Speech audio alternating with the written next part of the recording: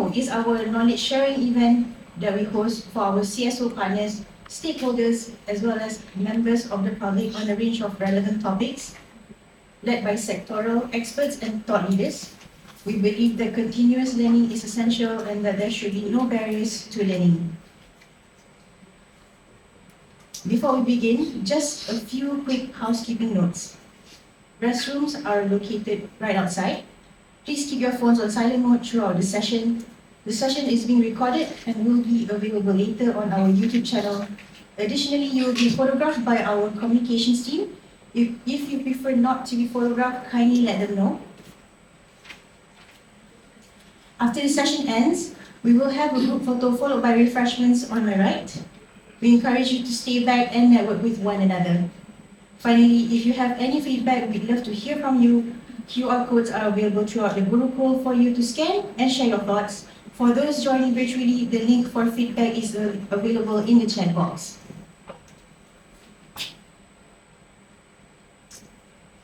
Today's focus is on eco-anxiety. Often referred to as climate anxiety, describes the persistent and significant distress experienced by individuals in response to the awareness of climate change and its potentially devastating consequences. But despite these challenges, Environment Pillar is stepping in with innovative community-first models that are making care more accessible, inclusive, and sustainable. The session brings together leaders who are sitting in front of you, revolutionizing on what eco-anxiety access looks like. Hanis Alwani, focal point of the Malaysian Youth Delegation, Dr. Uy Wee Liam, lecturer in Environmental Humanities and Social Sciences, Monash University, Malaysia, Jolene Chan, founder of Green Wave, Prof. Dr. Andrew Mohan Raj, director of the Impact Lab on Mental Health Association. Together, they will help us explore three key takeaways: to understand the psychological concept of climate anxiety and its relevance in the context of ongoing climate change, to explore effective coping strategies and interventions that can support mental health and promote proactive engagement in climate action, to recognize the emotional and behavioral impacts of climate anxiety on individuals and communities, especially vulnerable populations. Before we begin our panel, I would like to invite Puan Sharifah Nurjubiza Said Agil, our Senior Director of CSS of Yayasan Hasanah, to share a few words to open today's session.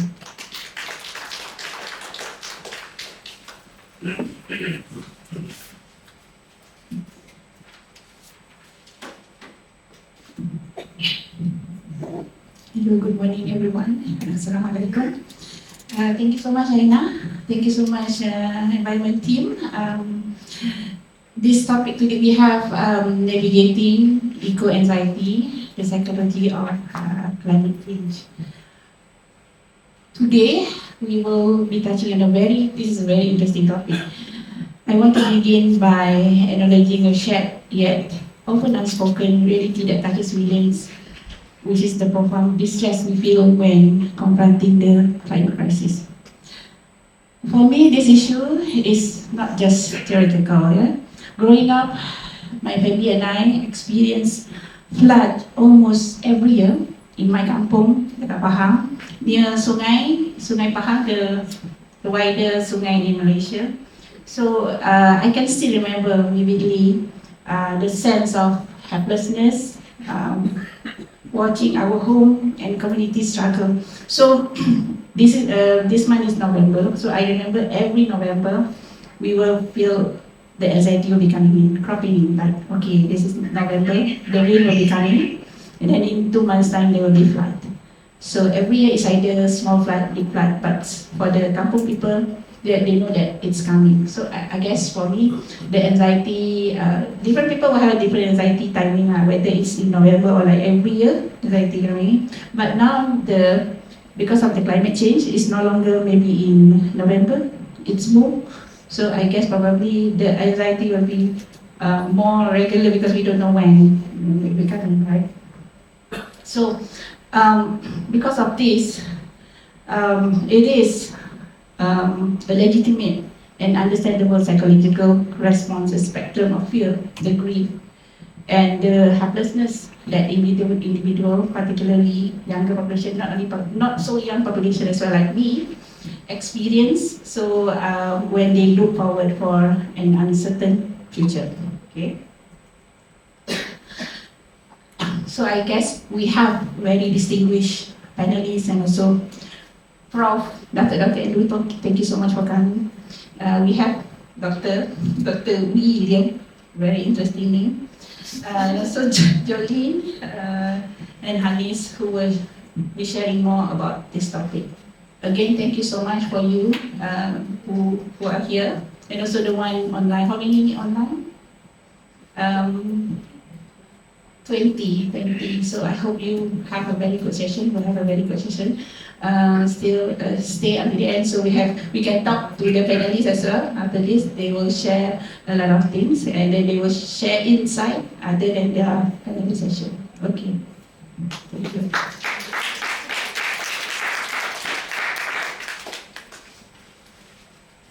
Thank you, Puan Sherry.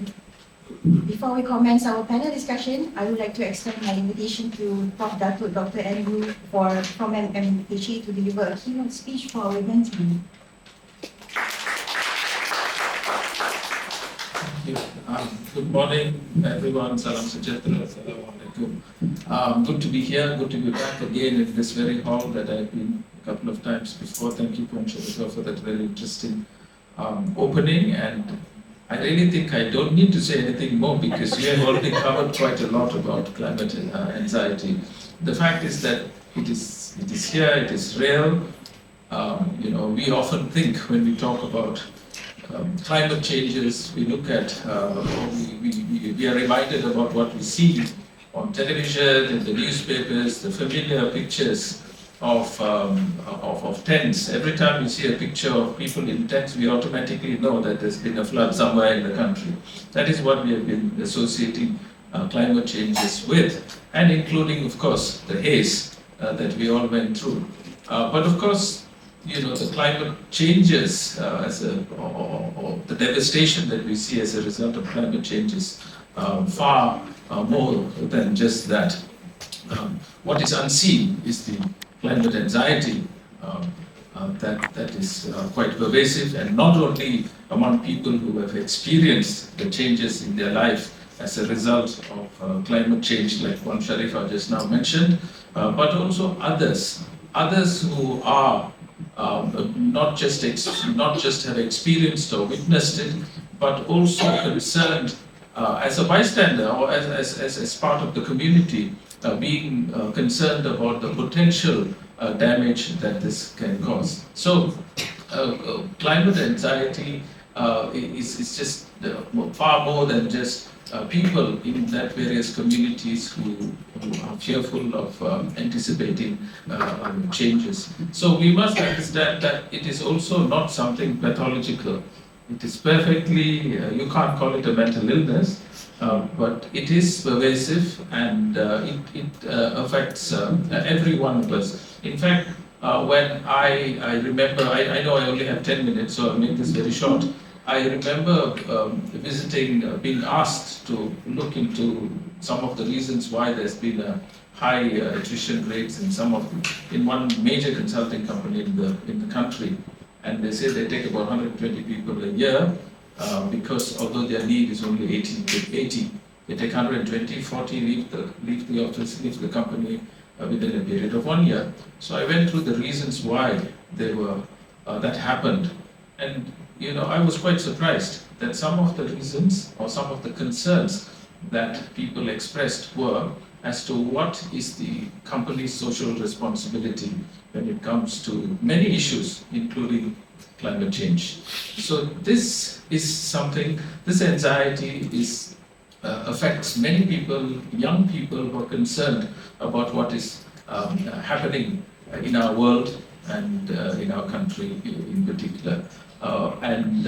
This anxiety can be very transformative, can be useful, but nevertheless, when it becomes very pervasive and serious, then you know that it can lead to a great deal of despair, cynicism, disappointment with the inadequate intervention in the system. And that does not breed well for a community or people who can be change makers in the country. So what do we do about this? What are the immediate solutions that I can think of is, for one, I think it is important to mainstream the whole conversation about climate change and to address climate anxiety in all spaces, schools, in universities, in public spaces, in workplaces as well. I think that is really crucial for us to understand that and be part of the change that we want to see happening around us.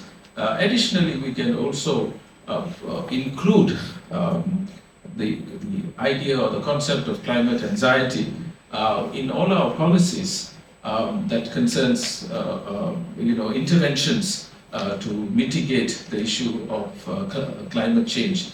I think that is really crucial when we take into consideration the effect of climate anxiety. And thirdly, also to enable us to understand that there are mechanisms within our system, within our cultural systems also, that amplify the need for us to be concerned about climate change. In the Eastern culture, we are all familiar with some of the ancient wisdom that is with us with regards to the role of man as a custodian of the environment. In some of our spiritual and religious traditions also, we have been often reminded about the relationship between man and environment, man and God, and man and man. This has been repeatedly emphasized in some of our traditions. And when you look at the Islamic exhortation with regards to the role of man, it is stated that man is the custodian or the Khalifa of God on earth, and that is to not just to protect the environment, but also to act in an accountable manner, which means man will be held accountable for if he doesn't perform his job as a custodian well enough. So clearly these are some of the Eastern traditions and cultural ideas and religious tenets that we have within ourselves, and I think we should use that as well to move forward in addressing the issue of climate anxiety. And finally, I just want to say that there's really nothing to be too worried about here. As I said, it's not a pathological state, it's not a mental illness, but climate anxiety can be looked at positively because we can use that as a transformative intervention, a transformative process for us all to be part of this endeavor and concern. And I would like to end that it is also important for us to reconnect with each other or connect with each other, and that should be part of our exercise as well when we want to look at mitigating climate anxiety. I remember in recent years there have been many occasions when we read about youth getting together to clean rivers, to remove rubbish from the beach and things like that. I think this is fantastic. It is so organically inspired, and for us to understand that when we do this, it is not just simply about cleaning the rivers or cleaning or removing rubbish, but really it is also one way of mitigating climate anxiety, because it gives us all hope that together we can do something in order to mitigate the effects of climate change.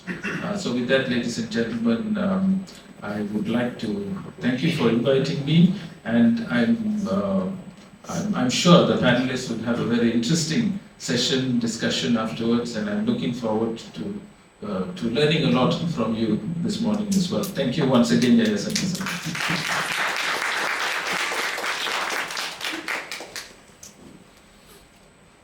Office or are joining the online session, welcome to this timely and important ILMU Hasanah session, Navigating Eco-Anxiety, the Psychology of Climate Change. So our objectives today are to understand the concept, explore effective coping strategies, and encourage action. So what's interesting from Prof. Dr. Andrew's keynote speech just now. Some points that I want to pick out is that the high attrition rate of a company.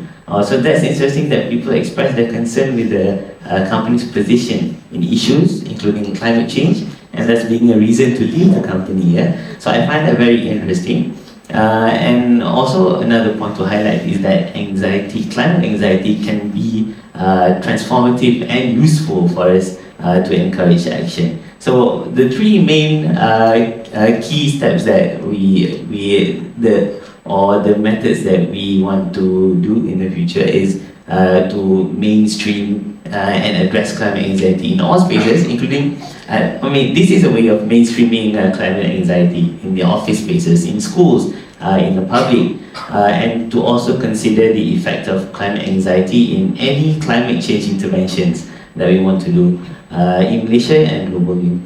And also the loss of knowledge of man's role as a custodian of the environment. Yeah? So this is like a in a way a spiritual or a responsibility for us as men to take care of our planet, our body and mind.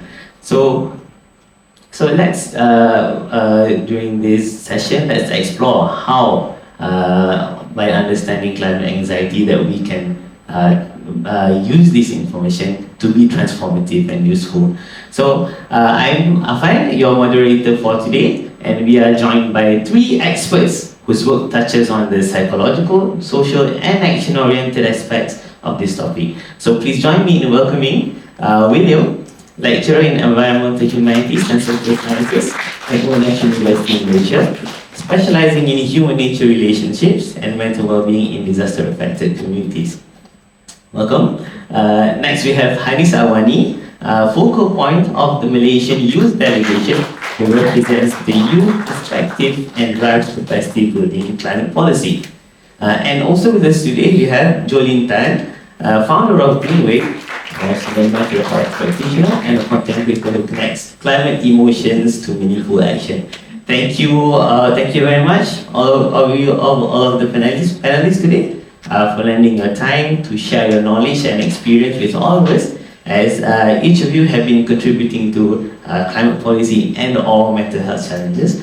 I know we have scientists and mental health practitioners today, but don't worry, this is not a therapy session. We are aiming for a fruitful session covering all the intended objectives mentioned by the MC just now. So before we start, there is a QR code on the screen in front.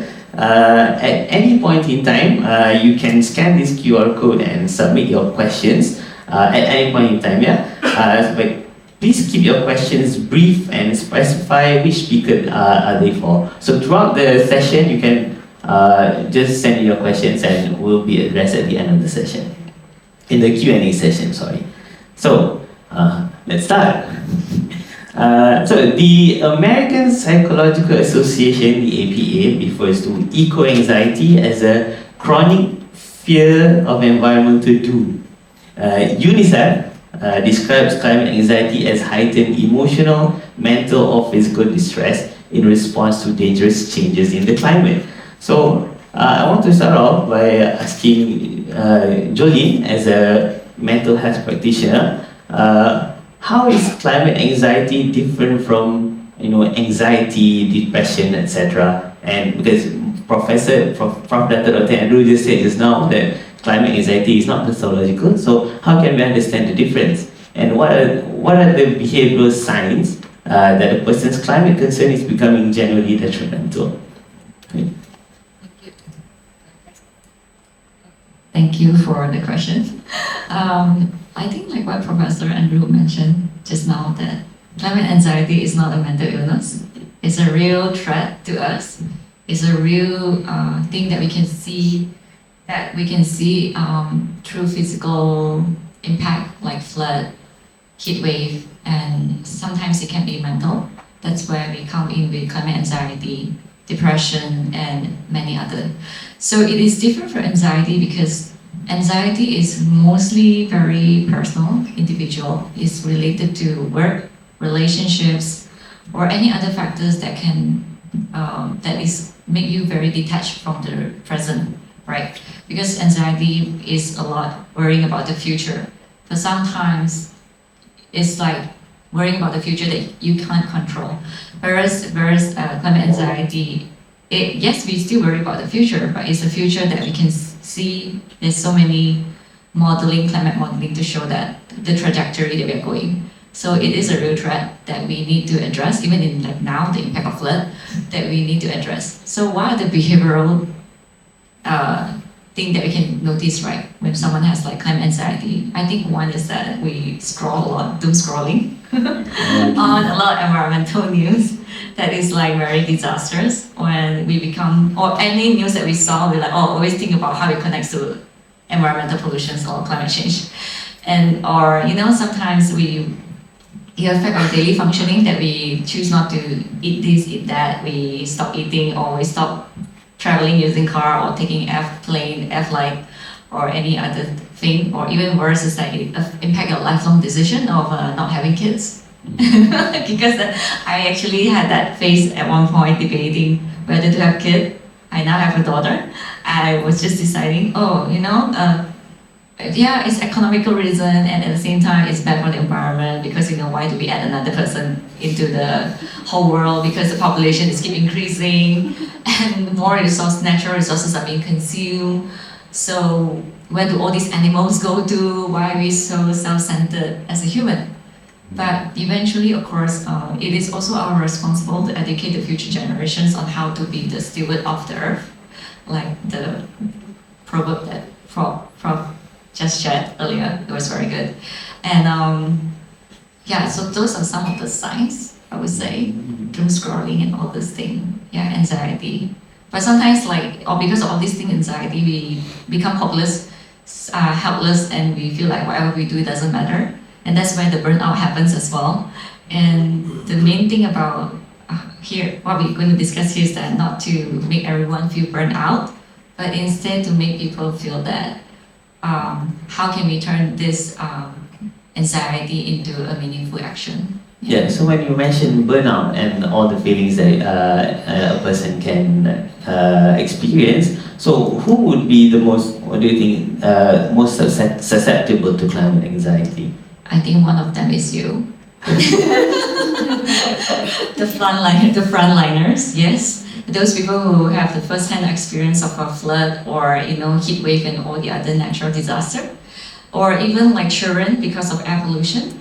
Yeah, and also if we notice as well, educators, people in the academic, the more you learn about it, the more stressed you are. The younger generations, definitely.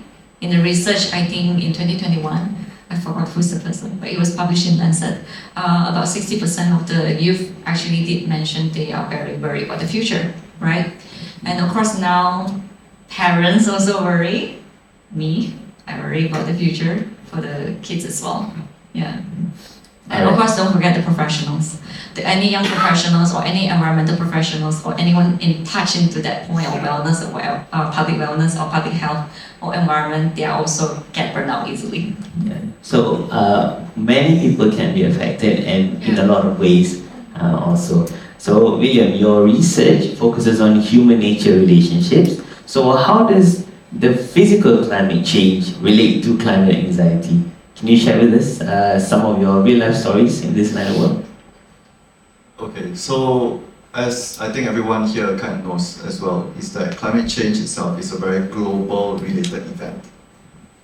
We are lucky enough that in Malaysia, we do not face as erratic weather events as like other countries, right? UK, for example, just to kind of give context, is that UK, for example, I remember, I think it was this year, that the heat wave was 26 Celsius. 26 Celsius is cold for us, in a place where everything is 32, right? But to them, because they're not equipped with the tools or the infrastructure to handle the heat, to them, there was a lot of deaths due to heat stroke. So in Malaysia, because I interviewed people to ask them a little bit about how do you perceive nature, or how do you think like climate change has affected you, if it's affected you at all. And I get varying ideas among those who express climate anxiety. For example, some talk about the heat, Some talk about the landslides. Some even talk about environmental degradation, like trash and stuff, even though it's not related. But water pollution, air pollution is something that's quite visible to them. So, in a sense, physical climate change, how it affects climate anxiety is mainly due to the fact that people can kind of visualize the effects of climate change, not just because of modeling, but because we feel it, right? So I've had people also come up to me and talk to me about it, and back when I was like 15, 14 in high school, we could go out at 2 p.m. to play football, right? The sun is hot, but it's not stingingly hot. Now even 10 a.m., 11 a.m. is enough to get heat stroke under certain conditions. And I think like for those people who can remember, because they've been with nature enough or they've been close to nature enough, they feel the differences. They understand that these are real threats. And because it's something so encompassing to their lives, it's very hard for them to kind of like control, because again, it's out of their control. How can you control heat other than running to the aircon, right? So in that sense, they get very anxious about it. They get very, scared. Because at the end of the day, it's like, what can I do about something I can't control? What can I do about something I can't change? So that's where it, physical effects basically affect our mental health. Yeah, so I think some people don't believe in climate anxiety or mental, in terms of not taking care of their mental health and such. So how do you approach people with high skepticism about this issue? Okay, so I've met two kinds of people, just to be clear. I've met people who understand that climate change is a thing, but they choose to do nothing about it. I also know people who refuse to acknowledge the idea of climate change. And I'll talk a little bit about both first. The first one basically is that they understand that climate change is a thing, but as Jolene mentioned, basically there's a sense of helplessness, right? How can I, one single individual, affect something so global? The idea of climate change has been made to sound like it's the whole world being affected, which is true. But because of the complexity and the difficulty of kind of grasping how to actually solve climate change, they choose to do nothing about it, because it's like, what's the point? Why do I have to stress and do so much? Because let's face facts, behavioral related things that can help us reduce our anxiety, like cleanups and all that, takes effort. It takes some sacrifice, right? To some people, it's inconvenient, and this inconvenience, when put to scale with something so global, to them it's like, what's the point, right? So they choose to do nothing about it. So more of like aware, but just choose to be helpless and not to do anything about it. For those who are unaware, I don't think that they are particularly unaware. I believe is that because Malaysia is fortunate enough that we are always, it's either hot or raining, right? No, nothing else. We are a singular seasonal, or two seasons basically, we'll say hot, rain. And because year after year, even though it's getting hotter, even though the numbers increase year after year, people don't exactly view this change as much, because to them it's gradual, right? It's a gradual change to them. And because we have aircons, we have ways to kind of stave off the heat. Some of us live in places where floods are a thing, and it becomes less of a problem to them. So with these people who kind of accept things as they are, believing that Malaysia is fine, we're not going to face it anytime soon, I try to kind of talk them through the ideas of the heat waves and things like that, bring them back to things that they can relate to. So what I always love to bring, and I guess it works for SMK, SJK people, is that we used to be able to stay in classrooms without, with just fans. Sometimes even without the fans, it's fine, right? We can run around, we can do whatever we want, and now we're stuck to aircons. In a sense, we're very limited, because even though, yes, we can stave off heat, but we are staving off heat in such a confined space. The moment you step out, oh, I'm sweating, I'm hot, I don't want to go out anymore, I'm going back in. In a way, it's like a cage. Imagine that cage, from going outside, going indoors, not going indoors, only going indoors where there's aircon. People feel it because they can understand that these changes are real, right? Year after year, the way in which you are limited because of the heat and the environments around you is changing the way you act. And I think like making it more visible to them, right? Your day-to-day changes, the way you think about things change, how you have to drink more water, how to think about all these things. Kind of puts into perspective what's actually going on. So I think the idea is about localizing the effects of climate change. Not so much about like telling people, oh, it's 1 degree change globally, right? Like when people say like, oh, we passed the 1.5 Celsius threshold, it's bad. We can't understand that, or most people can't understand that because people don't really understand statistics, right? Their 1.5 is our 4 Celsius. So then that's when 35 Celsius comes, 36, 37, 38, and that's actually very bad. So I think like telling people in terms of like what they can understand in Malaysia helps a lot in terms of like staving off their skepticism. Alright. So I'm guessing it's interesting that you use school as an example because those children are feeling the effects of the increasing heat waves. So to Hanis, many sources, as well as Jolene and Prof. Dr. Andrew just now, highlight that climate anxiety is especially prevalent among younger populations. So from your experience leading a youth delegation, what's the single most common trigger for climate anxiety among young Malaysians? Okay, so I think first for the trigger is definitely when we see, inactions or misactions from the leaders or people who are in leadership position. And especially these days, it's very easy to get information. And even if we don't get information, we are feeling the impacts of climate change. And when we read about it on news, we know that all the 1.5 and then how our future is going to look like. So it becomes natural for us to wonder what the future is going to look like, because we're going to be around for another 30-40 years, right, inshallah. So yeah, because of that, and especially our generation, right, when we face these climate disasters, we don't just see it as one-off event. We analyze it and understand, okay, this is climate change. And then what actually causes climate change? So it's like all these GHG emissions. So, and then we link it to who actually allowed this to happen, who is actually emitting so much. And of course, it's usually like the global north country or the corporations, which compared to us individuals, the smaller countries, like country like America is actually producing around like 20%, where Malaysia, we are only producing around 0.4% of the total global emission. So, and then that brings us to the question, so who let this happen, right? And then we're like, okay, actually it's the leaders who, enable all these things happen, and they are not holding the corporations all accountable. So I think that's why I think it really contributes to climate anxiety to the youth, because we feel very helpless and we don't know where to start. Yeah.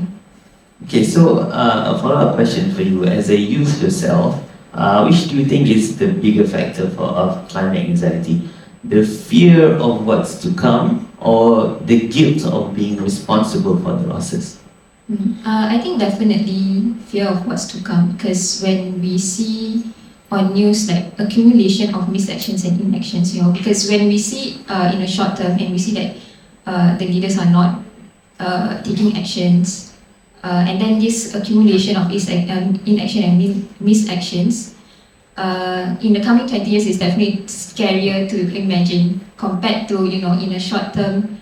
But I think guilt does play a part as well, because like Jodie mentioned just now, it does make us wonder, should I take car today or should I take public transport? And then when it comes to consumption, when we want to buy something from a brand, we keep wondering, are they producing this sustainably? So for you specifically, I think our actions today is more like we take our own actions, because we see that if the leaders or the older generation, if they're not going to do anything, then we will start doing it for ourselves. And yeah, that's definitely true when because I've been in MYD for 4 years, and we do see that for youth, sometimes they do want to do things, but they just don't know where to start. So that's where we kind of have to give them a little bit of push. But at the same time, because of these fragmented, siloed efforts, the outcome is also siloed. And because of that, the youth, they seldom see that what they do, this small action actually amounts to something. And that is what also contribute to climate anxiety, because they get demotivated. Like, what's the point of me doing this if the bigger corporations, they are not changing their operations and all these things. Yeah. Yeah. I see it as if many of our youth are experiencing climate anxiety and are always thinking about climate change, that actually shows me that children and young people do care about the planet and the future. So now that we understand what climate or eco-anxiety is and how it affects people, especially the younger population, we want to explore on how we can help individuals or communities move from the feelings of fear, grief and helplessness to hope and constructive action. But before that, we want to talk a bit about the current reality, as Hanis mentioned, inaction and misaction. So, William, through your research, you might notice that the lack of collective responses to climate change is in stark contrast with its threat. So, my question for you is, why do we not act? Comparing it with inaction for climate change, comparing inaction for climate change with the national and global response to COVID-19, for example, what's different? Why the difference? Okay, so two main concepts that I guess that I kind of found out throughout is that in psychology we call it the idea of climate change because of how global it is and how encompassing it is, how many things it actually affects in terms of the environment. There is this term called psychological distance that people have with the idea of climate change. So psychological distance is just basically the idea that people can view certain events or certain phenomena as either abstract or very concrete. Because the more global something is and the more all-encompassing the event is, the more abstract it sort of becomes. For those people who actually act, they view it as a very concrete threat. But how they view it as a concrete threat is basically by seeing events that happen, and basically they are able to attach that, okay, humans are actually causing this, I need to do something about it. Where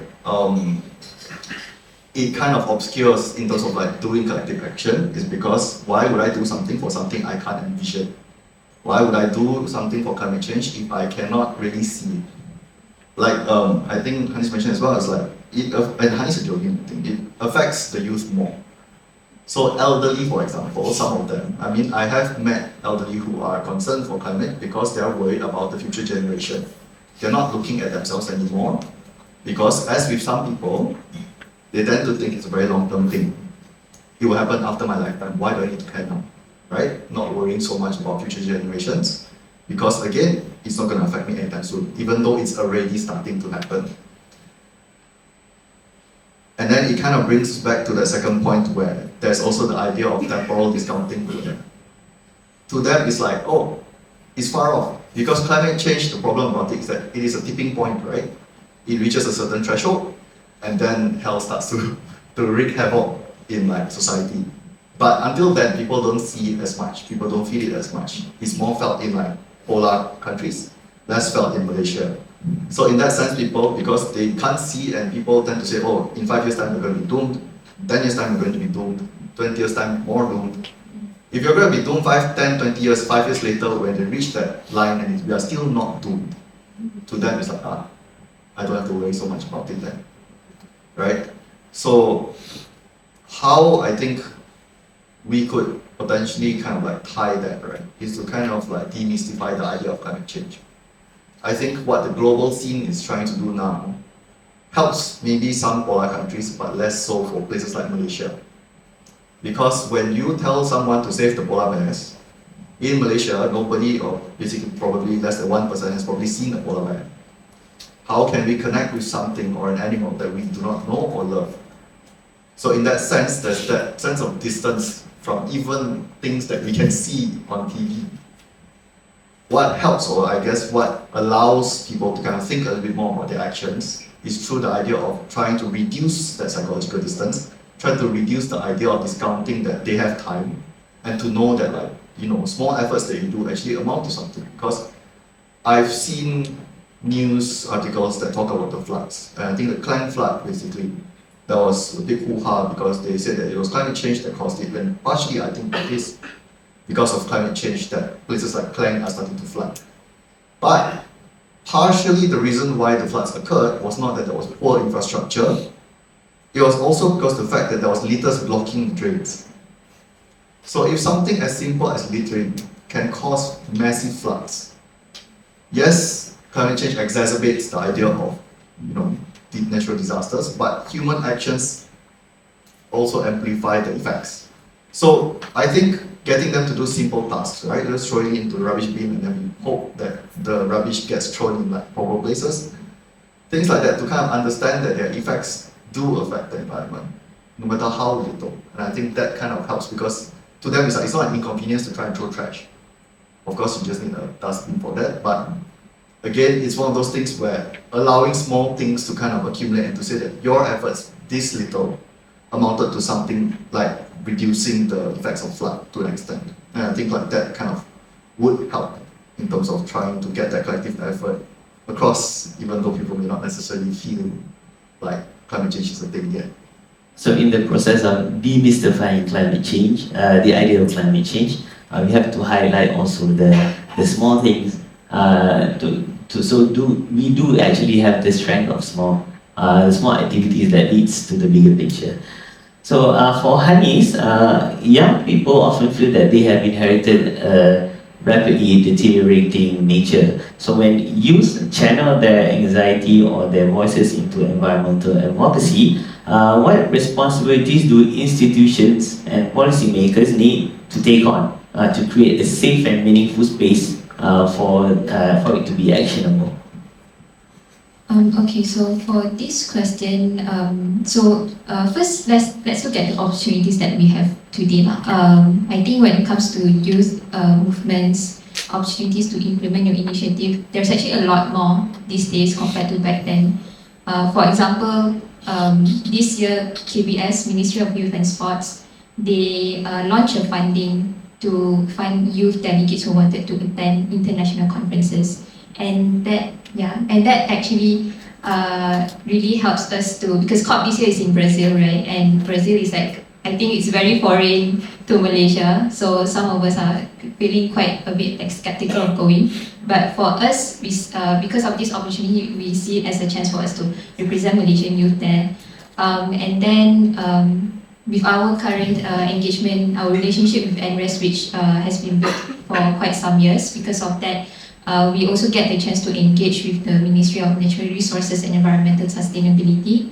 So, and also organizations as well. We are seeing a lot of fundings funding support to implement youth initiatives and so on, which is really, really good. And I think I'm really lucky to be in this generation where, we have all these opportunities, but there are certain gaps in terms of disseminating of this opportunity. First, people who are not, there are people who are not cannot access these opportunities. For example, those who are maybe they don't have internet, because NYD, how we get like all these funding opportunities is through, word of mouth, internet, and so on. But that is not the case for youth who are not able to get internet access. So that is one, and also siloed efforts, because these different organizations, they operate differently. So because of that, the siloed efforts, we don't see the outcome being very impactful. Yeah, and that's why I think it's very important for institutions, policymakers, for them to also collaborate with one another, interministerial collaboration, and even like within different organizations, they should like collaborate with each other, because this will not only create a space for everyone to access the opportunities, but for everyone to exchange opinions as well. Because the solutions for like urban areas and rural areas, they might be different, but in a sense, there's a lot that we can learn from one another. So that is one solution that I can share. And another one is definitely continuity between generations. right now we do have these opportunities, we do have these initiatives being implemented, but we need to make sure that there's continuity between generations in a way that, every year when there's change of leadership, there's election cycles, we need to make sure that the ideas, the initiative, the institutional memories, they get passed down from one generation to another. And yeah, from policy lens ourselves, I think that is very, very important, because when it comes to policy advocating, it takes a very long time, and that's why we need to keep educating the younger generation on how we can do this better, what not to do, and so on. Yeah. Okay, so you mentioned COP Brazil this year, but from your experience attending COP last year, were there any countries that demonstrate the power of youth voices, and what can Malaysians learn from them? Well, I do want to give a shout out to Malaysian government first, because I think we don't really have to look very far. I think our government is really quite supportive as well of youth involvement. And it's not just during COP, but it's also before and after COP as well. For example, before COP, we get the chance to engage with them, attend consultations, and even for our new climate target, which was just published a few days ago, youth cluster, which is one of the initiatives from NRES, we do get to support from the government to conduct focus group discussion. And thanks to that, finally there's a reference made for youth in the new climate target, which is specifically in the adaptation component. So that's a really great support. And while during COP itself, we do get to sit down with the negotiators, because when MYD go there, we would observe negotiations. So we would observe negotiations, and then we would analyze how that would impact Malaysia. And then, but it doesn't just end there. We get to sit with the negotiator and share about our thoughts, and also share our recommendations. And I think that's a really good support as well from NRES. And we also get to sit with YB Nik Nazmi and talk about how youth can do more in this area. And even after COP as well, we did a post-COP forum, which we gathered professionals, people from different backgrounds. So basically, even from government, youth organizations, NGOs, and also researchers sit together and analyze the outcome together. And that's how we can see that climate action really is a collective effort rather than siloed ones. Yeah. And about other countries, Southeast Asia, I think last year I do see quite a lot of representation. Even I get to speak at Thailand Pavilion last year, talking about how youth is championing climate change in Southeast Asian countries. And then Singapore as well, they provided an opportunity for youth to manage the the Singaporean Pavilion. So yeah, but I think in terms of which country, I feel like we don't give enough credit to Malaysia. I do feel like Malaysia, we do get quite a lot of support. But yeah, that brings me to the institution, because when it comes to policy advocacy, it takes a very long time to really see the change. For MYD, I'm really thankful for the seniors, for the alumni, because Jolene is one of the alumni as well. They really built us the platform, and it really is up to us, the current generation, to build upon that momentum and keep building that relationship with a lot more people, and make sure that all these efforts, they tie together so that we can see it being more impactful. Yeah. Okay, so Malaysia is not so bad. Okay, so a question for Jolene. How can we, in a practical sense, help people shift from a feeling of helplessness to a sense of empowerment? Okay. I just want to say thank you so much for continuing the work, Hanis. So we are just being a supportive seniors and parents compared to the older generations that say that, hey, I only have, the climate change is taking 50 years to happen. I only have like 10 years left, so there's no point for me to get so involved, correct? I have seen older generation that actually throw away the garbage bin, like, oh yeah, here's a tissue, I'm gonna throw it on the road. You say, it's okay, we're paying the rubbish collectors are being paid to clean the road. and they say it's okay, and like, you know, I won't be here when I'm only here for like the next 10 years, so I wouldn't be here for forever, you know. In a way, like, it's just so interesting to see how psychological distance people, different generations can be, you know. I think the younger generation, the psychological distance is like getting so close, right? It's like no more distance, it's like very close. And how do I help people to shift? helplessness to empowerment? I think the first thing we need to see is that stop seeing climate anxiety as an illness. It's not a symptom. It's a sign that you care. You really care about something. That's why you're so anxious about it. You're so anxious about the future. It's just like you're in a relationship. You're so caring about that person, like, oh, he's sick or she's sick. Like, if she's doing fine, like, you know, because I'm outside here working 8 hours, the person is sick at home, what will he do, blah, blah, right? So it's the same thing like building a relationship. So we need to learn to build a relationship with anxiety. We integrate it as part of life. Because the thing is that this anxiety is a real threat. It's not something, even if it's not a real threat, just for sake, we also need to learn to accept that anxiety is part of the emotions that human feels a lot. And we actually learn to interpret and we have the ability to change how we perceive it. So that is a wonderful thing about human, that we are very advanced compared to many living things on Earth. So that is one thing we need to learn, is to integrate it and also see that climate anxiety is a sign of care, that we're also looking for a place that is safe. So that is one thing we can do. Two is that we need to find someone we can talk to, or, you know, to connect. So I'm so happy to be here, able to sit with a group of people to talk about this topic, which I have been very interested in for the past few years. It makes me feel like I'm part of something bigger, so that I'm not like, you know, lost, right? The third thing is that I think we can do is to see climate anxiety as not just an individual effort. Like a lot of people mentioned here, Hannes and Dr. Wee as well, and it's like a collective effort. So it would be great if we can start something small. Whatever Hannes did is great, it's very international level, and whatever Dr. Wee do is very academic and also very big picture perspective.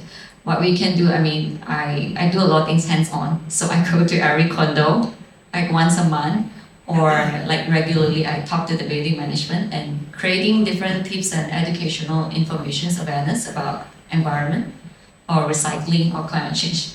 And now we started community events, like maybe every quarter or every half a year in this particular condo, to bring different people together to just not just doing recycling, but to also see it as a more holistic thing, like health. It can be a social thing, because humans are very social nature. We need connection. Yeah, that's the word. So yes, climate anxiety is a sign that we are care and we are looking for connection. So we need to build something that is beyond just ourselves. And yeah, it's a very global issue. We need the global efforts. We need individual efforts. We also need community.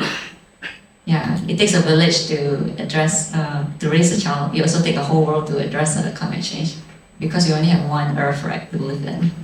So there's this sense of connection between everyone, actually. Yeah, and also like, because like the more anxious you are, if you just like, oh, you're anxious, and you just really need to have communication. It's just like a relationship. You always like, oh, how do we fix this relationship? It's always about communication, open communication. So maybe we do need to have open communication about this topic, and also to talk about it more regularly. So now the community events I organize, I'll have a little booth that actually talk about climate change and what do you think about climate change and certain actions, and I'll put some emotions there, so on the board, so people can actually stick around to say, oh, do I feel anxious today, or do I feel like hopeless today, or do I feel like, I don't know, like I feel happy.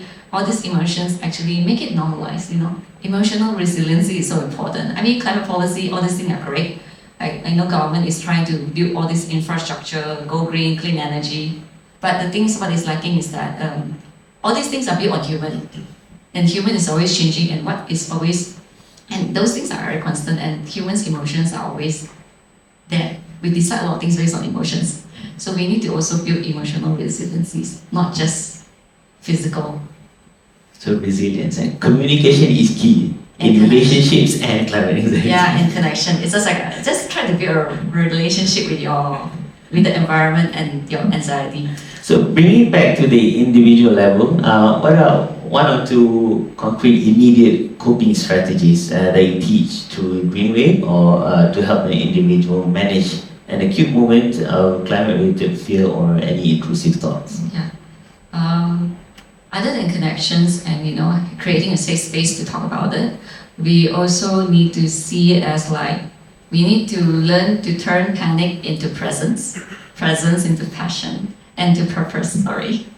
So in order to do this, we need to communicate, talk to more people about it, talk about emotions, right? And also, here are some of the tips that I can offer as someone who practices therapy.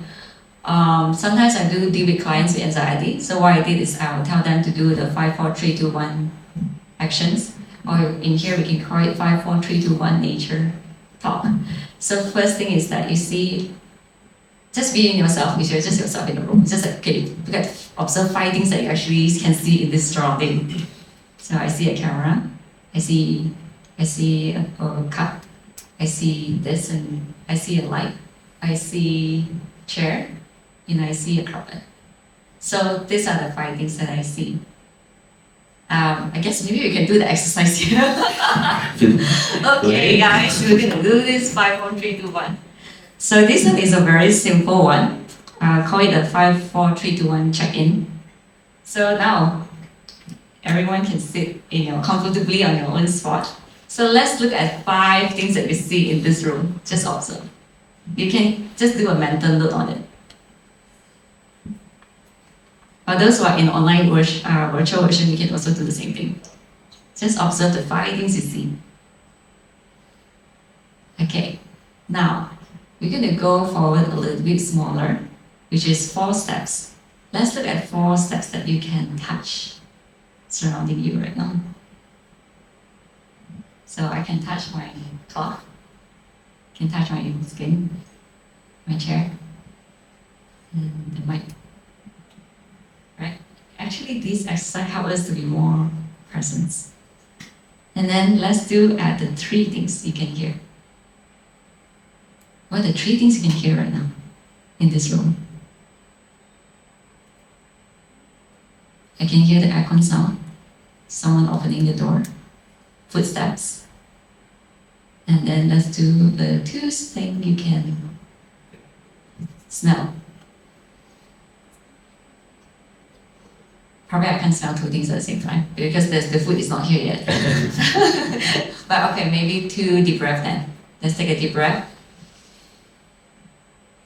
Hold it. And breathe out. Another deep breath.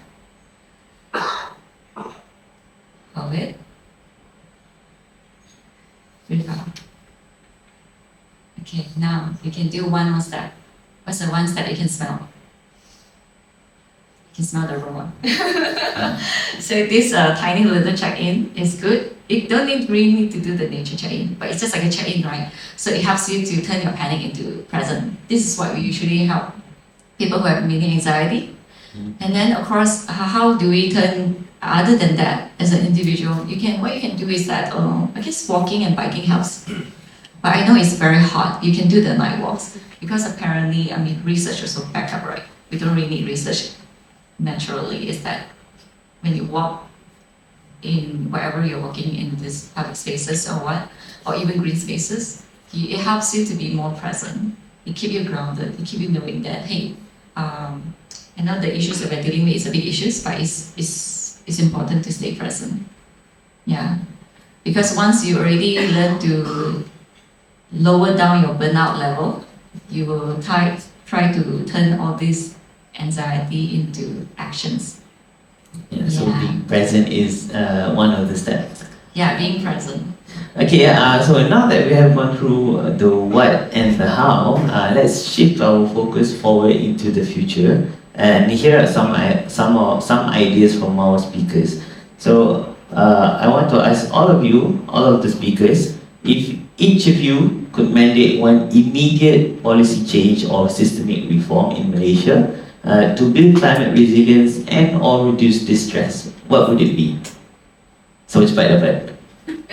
So I can say something first. I do like what Professor Andrew said. Something like to implement everything, all this climate change education and mental health nationally in primary school, secondary school, and more and beyond. I think we should start since young, when the baby is 6 months old. We can start talk about it. Just kidding. But I mean, like to get them normalize emotions. Emotional resiliencies, I think, is very important in every policies and everything that we do, because it makes, and also what I mean by emotional resiliency is that also we becoming more emotionally aware and also learn to regulate. Yeah. Okay, I think they have other things to add on. I'll be next. I think to build on what Jolene just said as well, I think it's been covered in the opening speech by Prof as well. I think the idea here is that yes, we need to normalize climate change. I know that like in many countries, especially and sometimes in Malaysia as well, some of the events that happen, we tend to shy away from the idea that it is climate change. Either we target the infrastructure or we target irresponsible parties. But I think the idea here is that when you're normalizing climate change, it's also very important to make sure that you don't scare them away by saying it's just climate change and then leaving it at that. Is to ensure that on top of all the messaging that you present, you also have an action plan. I think like when people are worried, and the reason why climate anxiety exists is because of a certain uncertainty.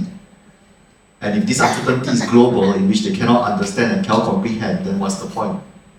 So to localize the effects of climate change and to understand that local actions do play a part in staving off these events, that's what makes people more empowered, right? Understanding that it is also a community effort, as you mentioned.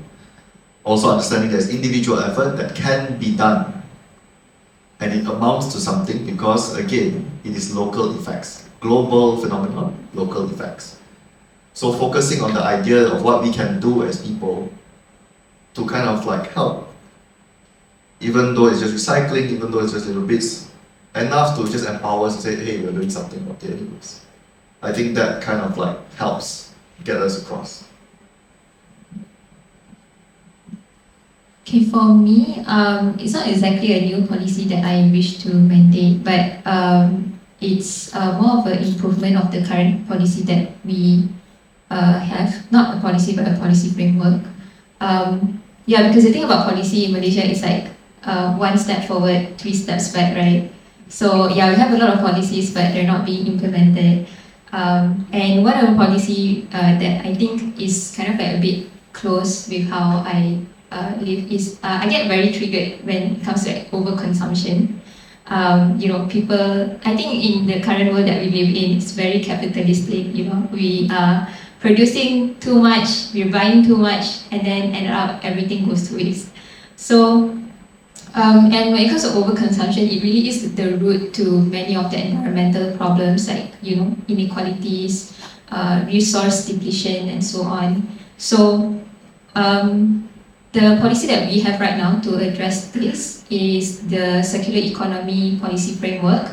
But when it comes to this framework and also any encouragement to reduce overconsumption, it's a lot about addressing waste recovery, but not so much on waste prevention. Because let's be honest, wastes are much easier to deal with when they're not there at the first place, or lesser waste means if you just don't consume at the first place, then you don't have to deal with it, right? But yeah, the thing is, there's nothing wrong with consuming but if it becomes a problem when we don't know how to deal with it at the end. Yeah, so about the policy framework, it incentivizes it incentivizes waste recovery, which means that if company manage their life cycle, and then instead of the product becoming waste, they recycle it. But the loophole to this is companies might encourage planned obsolescence, which means companies they intentionally produce something that is low quality so that they can get it recycled quickly, right? So yeah, we need to look more into that. Perhaps rather than just incentivize recycling, we can look into more about like durability of the product or maybe reduce consumptions and so on. And also like us consumer, we do have a role to like call out these companies who are exploiting these incentives and so on. And we do have a really big role because we are the one that create that demand. And yeah, if we don't demand for it, we don't ask the producers to produce it, then we're not using that resource at the first place. So yeah, that's the one policy recommendation that I have. Yes, William. Yes. Because the moment she opened and she said about policy, that it just hit me about something that I remembered I was very appreciative of the government for. YB asked me basically, I think when he was still around in the ministry, he proposed the idea of the Rupin bill. Though it's not so much about the bill that I'm like very fortunate for, like very appreciative of, it's the fact that he actually wanted the voice of the people to inform the bill. And I think like with policies that are enacted, most of the times they kind of like talk about the idea of a bottom-up process, but they leave out the stakeholders entirely, only leaving to subject matter experts. But the problem sometimes about subject matter experts, and even for me, for example, we tend to live a little bit more comfortably than those people who are in B40 communities or people who are in more at-risk areas of like climate change. And I think like it's very important for the government to continually involve the community leaders, involve those who are very affected by this, to inform what they want. Because there's no point coming up with policies where people cannot follow or abide by it because it does not align with their needs at the time. And that's why like, I think with the research that I'm currently trying to do as well with flood and mental health, I believe that it's important to get the community's opinion about it. It's important to get those affected by floods, heat waves and things like that. We need their opinions on board as well. And we need to ensure that whatever policy that's enacted needs to be based off on those needs. Because again, the ones who are going to be most affected are not us who technically living comfortably. It's those people who do not have the resources to stave off whatever that's to come. Yeah, so what I get from all of your answers is that there needs to be a dual focus. One is the physical aspect of climate change, and also while doing that, also addressing the mental aspect of intervention, climate change interventions. Just to conclude, for all our panelists, what is the single most important message of hope that you want the audience here to internalize and carry forward? Not as a denial of the threat, but as fuel for adaptive action.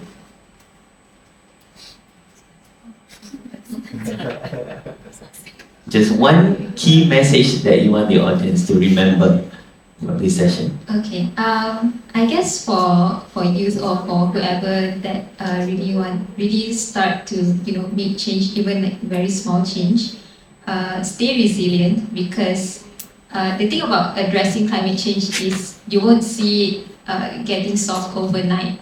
So you need to really be embrace the process rather than just focusing on, okay, climate change is going to get solved if I do this.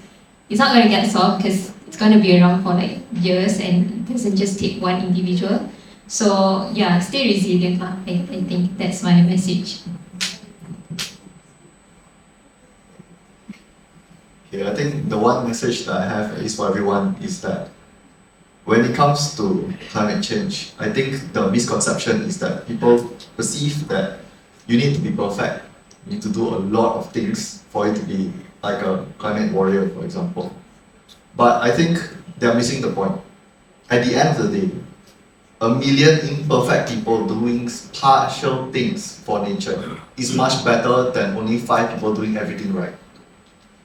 So any action at all is action nonetheless. Conserving energy, conserving your water is enough, because at the end of the day, it's still something that amounts to contributing to helping climate change. or addressing climate change. Yeah. Yes, thank you for Hanis and we almost covered everything already. I guess my message is to everyone is that whatever you do, it matters. Just that maybe you can always carry the environmental head in mind or whatever decision you make. Maybe not to overconsume if you can.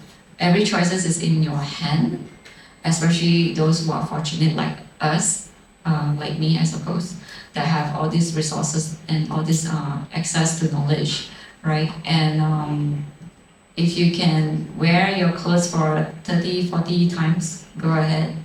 You know, if not, then maybe just do the Marie Kondo thing, say goodbye, but maybe pass it on to someone. Or organize a flea market in wherever you're living in. If you're living in condo or in your neighborhood, you know, I think nowadays there's a lot of wood car sales. And wood sales, is it car sales or wood sales? Anyway, the one in the car that they open the boot. So they also do flea market. Because all these things can be reused and, you know, reduced. And hopefully don't go to the landfill. And yeah, don't beat yourself up hard too much, especially the frontliners and those who are very affected. Because I know a lot of things is not within your control, but take one step at a time to see what can do things that's within your control. And of course, always don't forget about your mental health, your emotions. Emotional regulations and mental resiliencies are very important. And talk to me if you have questions. Okay, thank you so much for all your answers. That's a lot to take in. Now we'll move on to the Q&A session. We invite the audience to submit your questions via the QR code if you haven't done already. So these are some of the questions. So I'm going to read some of the questions for our panelists to answer. Okay, I'll read the questions so you don't have to break your neck and look at this. We'll go one by one. The earliest one first. On one hand, we should avoid doomerism due to excessive anxiety. On the other hand, the entrenched power structure seems to...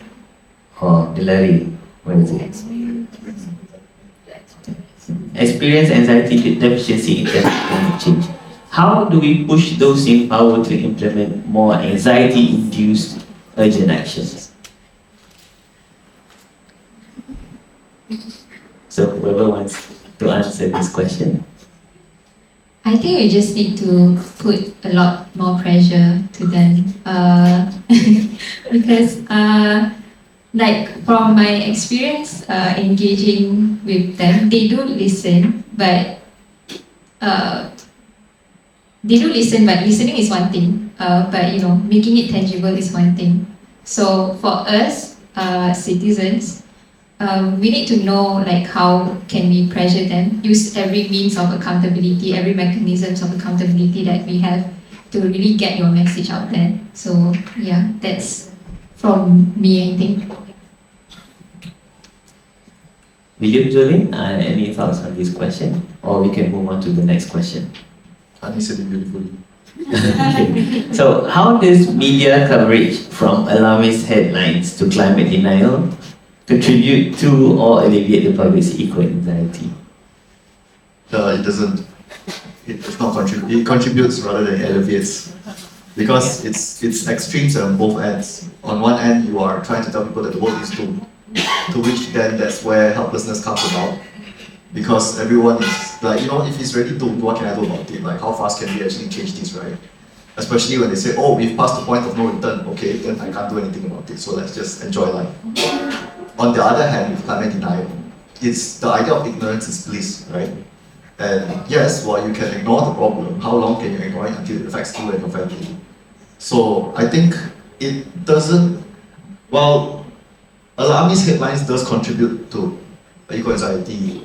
Again, climate denial does reduce it, but again, it's one of those things where if I don't see it, I don't feel it. But we do. And I think like with media coverage, and that's why like sometimes it's always good to kind of also read different news articles and not just from the same one, is so that you have a more objective idea of what's actually going on. Because news coverage, oftentimes they sensationalize certain things in order for you to get a bit more clout or like attention. But when you read into the data and you read into like, the research, it's not as bad. It is worrying, but it's not something that we cannot solve. And I think that's very important to know. So media coverage is one thing. They are trying to get people to be aware, yes, but dig a little bit deeper to kind of like help to kind of know what can I do in my capacity to assist or to reduce my anxiety. That's why, on top of Dr. Uy, I think we need to normalize talking about climate emotions or climate anxiety. And also the people who works in the media should be more aware as well. So education and awareness are important to guide them to create a better hook for the audience to learn about all these information that they need to share, instead of sharing it from a negative tone. Perhaps there's a better hook that is able to still engage people to make them respond more positively, I suppose. Just to plug, Monash basically does climate change communications. So they do research on climate change communications to try and find different ways in which they can communicate like news about the climate to people. They also do capacity building for journalists, if I'm not mistaken, in Malaysia and Indonesia as well, to kind of like try to again normalize the language used and also to ensure that the science is right. Yeah, just a shout out. If I can add a little, I think it's fine for media coverage to address everything, and I do agree with referring to multiple sources so that you get like a whole view of everything. But how we can reduce like the feeling of helplessness is along with the media coverage, perhaps have like a clear call to actions so that we know like, okay, this is a problem, so what can we do? Because oftentimes especially when I read like news, right? Okay, when I read news and then at the end it's just like ends with we need to do something now, but then we don't know what to do. What? Yeah, Okay. so and that's where the reading ends, and then we have to like when we come across another post that tells us what's the call to action, that's when we know what to do. Yeah, so I think coupling the media coverage with also call to actions.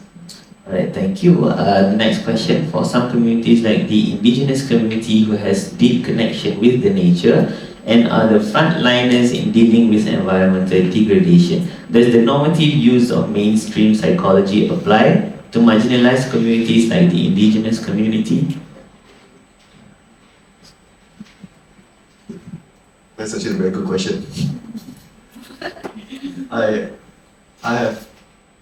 can't speak from experience because I'm not a practitioner, nor have I actually been on the ground enough to really understand whether mainstream psychology applies to marginalized communities like the indigenous.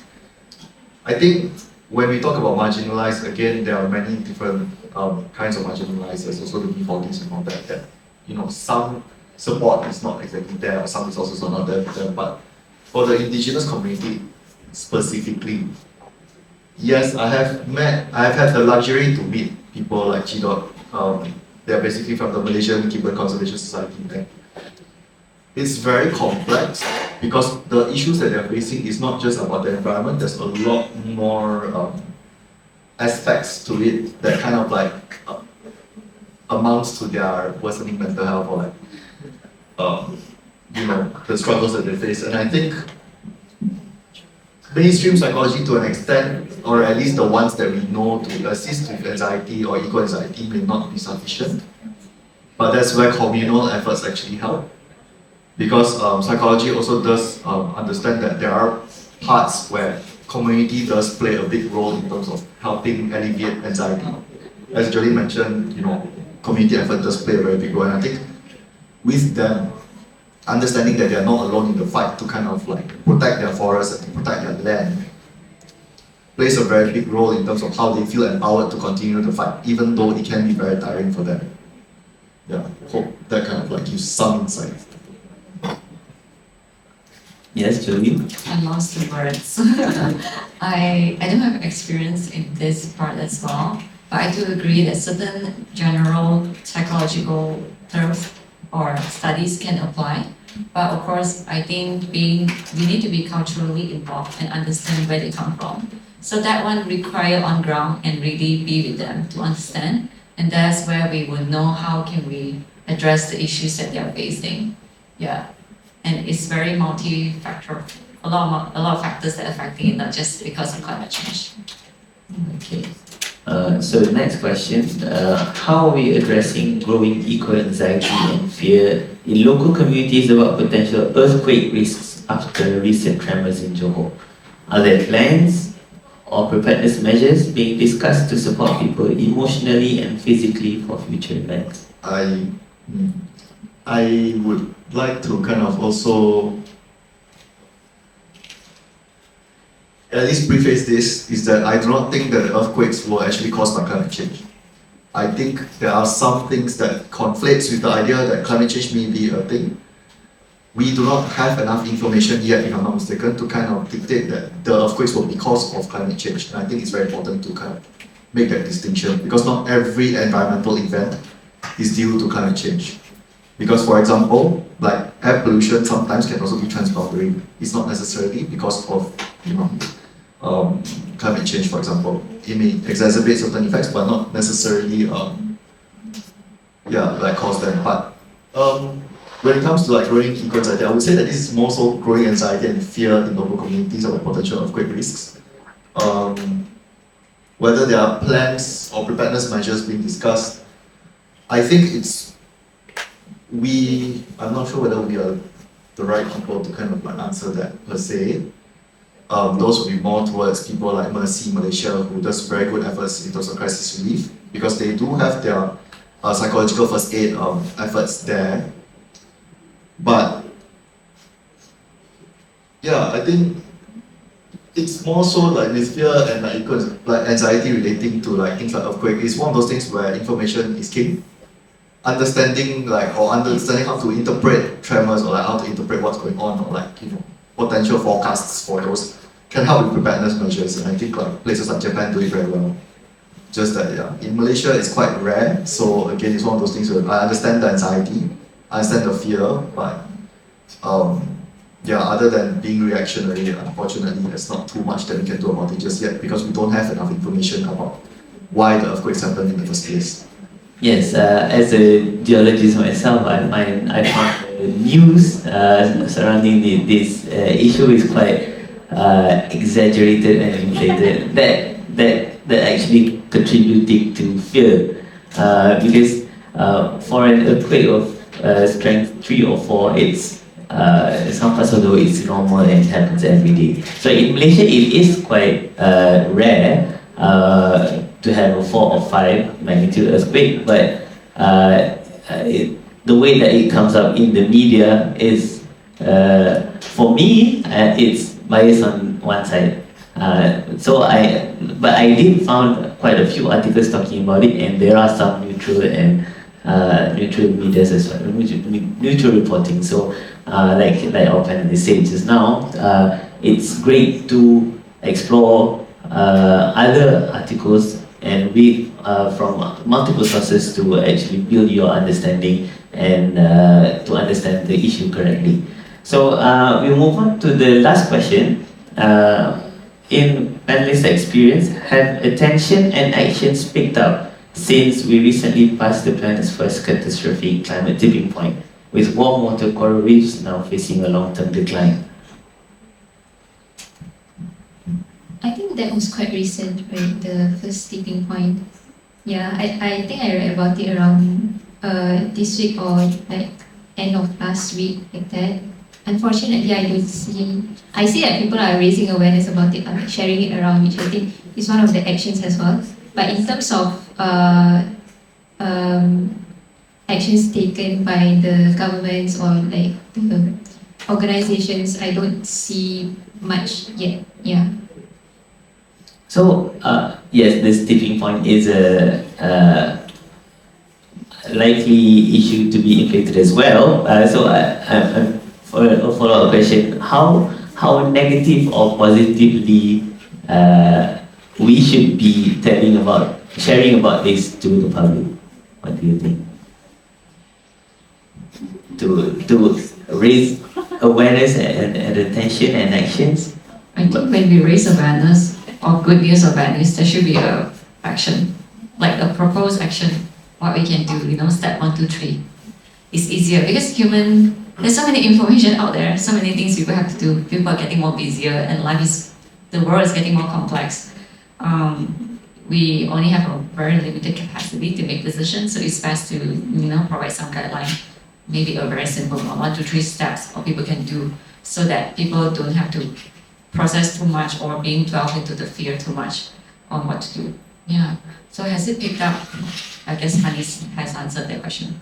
I mean, but in my space, because I'm doing it every day, so to me it was like, yeah, there is a picked up, but maybe in that context it's not.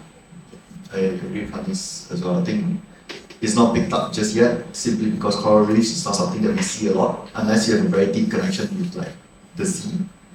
Or you understand that fishes rely on corals for habitats and stuff like that. I think it does not affect a lot of people, especially here. Maybe in parts of Australia probably more, because again they have a deeper connection to the Great Barrier Reef and things like that. But for Malaysia, not so much. Especially I think tropical countries where coral reefs are not something that you see often. You can see if you actually go out. If you go out your way to go and see it. But in your everyday life, it's not something that you're really connected to. And I think that itself plays a part in terms of if the tipping point is not in the form of forest fires everywhere, the world is burning, I think people are not really going to worry too much just yet, unfortunately. Alright, thank you for the answers. So with that, we are at the end of our ILMU Hasanah session. Thank you again to the speakers, William, Jolene and Hanis, for being with us today. And thank you to all of you for tuning in, physical or online. I'll give the floor back to our MC, and remember that you don't need to see the whole staircase to take the first step. Thank you. I can smell the food already. Okay. Thank you to our moderator and our panelists and all of you being part of the session today. So it's very much, we've heard powerful insights into how this ILMU Hasanah is making eco-anxiety care more accessible, using technology, peer support and partnerships to close critical gaps. Before we close, we would like to present tokens of appreciation to our panelists and moderator, followed by a group photo. We hope today's dialogue has sparked some new ideas, challenge assumptions, and create a space for further collaboration. Let us continue working together to ensure that no community is left behind before, during, or after disaster strikes. To everyone who joined us online, thank you again for being part of today's session. We'll be ending the live stream now, but before you leave, please take a moment to scan the QR code or click the link available in the chat box if you haven't already. We appreciate your participation and look forward to seeing you at our next ILMU Hasanah session. To everyone in Gurukul, thank you so much for joining us physically. Kindly scan the QR code available on the screen or the ones available around you. We truly value your thoughts and feedback as it helps us to improve further. This marks the end of today's event. It was a pleasure having all of you here. Feel free to stay and network and enjoy the refreshments available. Enjoy the rest of your day. Do stay tuned on our social media for updates on our upcoming ILMU session. Thank you.